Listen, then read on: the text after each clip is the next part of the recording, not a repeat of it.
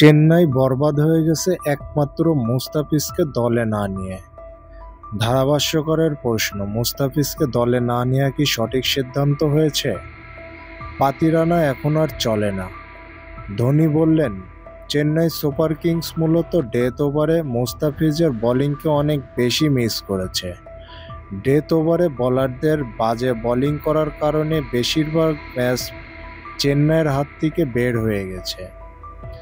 ধোনি পাতিরানার উপর অনেক বেশি ভরসা করেছিলেন, কিন্তু সে ভরসা আর আস্থার প্রতিদান দিতে পারে নাই পাতিরানা। বেঙ্গালুরুর সাথে ডেথ ওভারে বোলারদের বাজে বোলিংয়ের কারণে ম্যাচ থেকে এক পর্যায়ে ছিটকে যায় চেন্নাই সুপার কিংস। যদিও চেন্নাই অনেক আগেই টুর্নামেন্ট থেকে ছিটকে গেছে।